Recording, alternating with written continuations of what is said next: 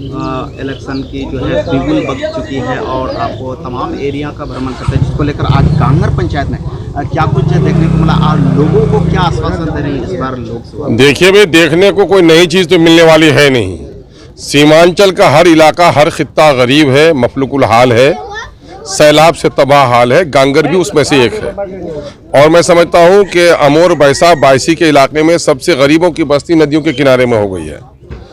समंदर के किनारे जो शहर होता है वो आबाद होता है और हमारे यहाँ नदियों के किनारे जो बस्तियाँ बस्ती हो गैर आबाद हो जाती हैं। बिहार सरकार ने और दिल्ली की सरकार ने सीमांचल के साथ जो जुल्म और नाइंसाफ़ी किया है, आज भी यहाँ सैलाब से किसान को मुआवजा नहीं मिला, आज भी नदियों पर पुल नहीं बना, बच्चों को अच्छे स्कूल नहीं मिले, रोजगार का मौका नसीब नहीं हुआ। 12 साल का बच्चा जाके दिल्ली में पोछा मारता है, माँ घर में मरती है, बेटा दिल्ली और पंजाब में रोता है। ये जो जुल्म और नाइंसाफ़ी है उसके खिलाफ MIM मुसलसल लड़ाई लड़ रही है।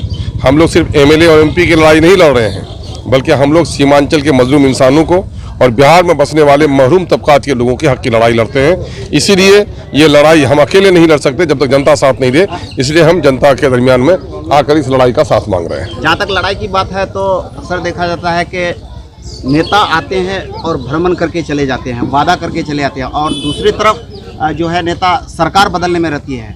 क्षेत्र के खासकर किशनगंज लोकसभा में कई मुद्दा हैं, जैसे खाड़ी पुल, खरखड़ी पुल, भरवड़ी पुल, उसके बाद AMU, कई सारे मुद्दा है जिन पर अभी तक कोई जो है बात नहीं हो रही है। ऐसे में क्या देखा जाए कि यहाँ लोग क्या करेंगे? आपको खबर नहीं होगी, पुलियों की बात अगर किसी ने इस इलाके में सबसे पहले उठाया तो अख्तरुल ईमान है। अभी बैरिस्टर असदुद्दीन अवैसी साहब ने आकर जिन जिन पुलों का मामला आप कर रहे हैं सब जगह पद यात्रा किया है।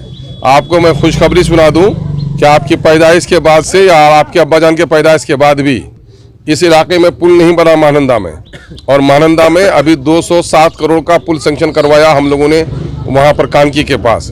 और जहाँ तक रसेली और खाड़ी पुल है 32 करोड़ और 31 करोड़ में दोनों का भी मामला सेंक्शन हो गया। भेरभड़ी में पुल सेंक्शन हो गया। ये लड़ाई MIM की कलीदी रोल है जो इन नदियों में पुल बनाने की लड़ाई। और जहाँ तक दूसरी पार्टियाँ आती हैं वो हुकूमत बनाने के लिए आती हैं। किसी को सत्ता पाने की ललक है, किसी को सत्ता से बेदखल करने की ललक है, लेकिन MIM सत्ता की लड़ाई नहीं लड़ती है। MIM जनता के हक और हुकूक की लड़ाई लड़ती है। इसलिए MIM जनता को जगा रही है कि कुर्सी पर आपके बाप दादा ने लोगों को बैठाया भी, उतारा भी, आपको कुछ नहीं मिला। आपका वोट अगर सरकार को अदल सकता है, सरकार को बदल सकता है, तख्त पर किसी को बैठा सकता है, तख्त से किसी को उतार सकता है, तो खुदा की कसम आपका वोट आपकी और आपके नस्लों की तकदीर भी बदल सकता है। इसलिए अपने वोट का इस्तेमाल इस अंदाज से कीजिए। एक बार खाड़ी पुल के पास B टीम को लेकर काफ़ी मसला बढ़ गई थी। आज वही नेता जो है डबल इंजन की सरकार बना रही है। अब वो खाड़ी पुल क्या बन पाएगी उसके? देखिए, उन बेशर्मों की बात, एक तो था बूढ़ा आदमी किसी गांव में, तो ये अलट पलट की जो सरकार है ना, नीतीश कुमार हम लोग को क्या करता था, BJP की B टीम है, उनके छुटभैये नेताओं को पूछोगे गैरत है, तुमको शर्म है, हया है? कल तक जिसको तुम B टीम कह रहे थे, आज जाकर के B टीम के उसके गोद में जाकर बैठे हो, है ना? तो ये लोग हमेशा झूठ बोलते रहे, लोगों को धोखा देते रहे। MIM किसी की परवाह नहीं करती है। सच्चाई के साथ जो काम करता है उसे लोग बदनाम करते हैं, लेकिन अवाम से बढ़कर मुंसिफ कोई नहीं होता है। अवाम इंसाफ जरूर करती है। लगातार जो है विपक्ष के द्वारा एक सवाल उठाया जा रहा है कि ओवैसी साहब आए थे अमोर में, ओवैसी अस्पताल की बात करके गए, यकीनन अवैसी साहब ने कहा कि मेरे लोगों को जिताओ, और मेरे लोग वजीर बनने की लड़ाई नहीं लड़ेंगे, मेरे लोग वो लड़ाई लड़ेंगे सीमांचल के हक और हुकूक की, सीमांचल में हॉस्पिटल की, सीमांचल में स्कूल की, सीमांचल में कॉलेज की, सीमांचल में रोजगार की। और अख्तरुल ईमान खड़ा है, लड़कर पुल कायम किया। ये चारों भाई अगर हमारे आज रहते तो सीमांचल का एक एक हिस्सा हम लोग उतार देते, लेकिन बीच में फौज दगा दी गई। तो अब क्या करेंगे हम लोग इन दगाबाजियों से? आप ये बात दो, गांधी ने कौन सा पुल बना दिया यहाँ, सोनिया गांधी ने कौन सा क्या काम करा दिया? अवैसी साहब ने एक नई पार्टी और अपने खानदान के लोगों को खड़ा नहीं किया।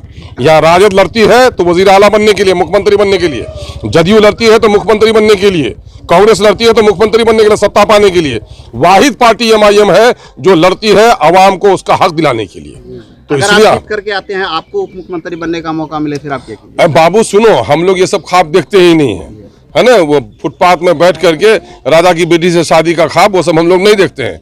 हम लोग चाहते हैं कि मंत्री संतरी नहीं, मंत्री बनाने के लिए अभी भी मुझको ऑफर हुआ था, मैंने मंत्रालय को ठुकरा दिया। मेरी एक ही लड़ाई है कि सीमांचल के लोगों को उसका हक मिले। मैं उसके हक की लड़ाई लड़ता हूँ, वजीर बनने की लड़ाई नहीं लड़ता। यहाँ के हक में जो है महानंदा बेसिन परियोजना वो सबसे अहम रोल रखती है, क्योंकि आपका विधानसभा जो अमोर है और 22 दोनों के लिए खतरनाक। आपको मैं बता दूं, महानंदा बेसिन को योजना को सैंक्शन कराने में जनाब तस्लीमुद्दीन साहब का बड़ा रोल रहा।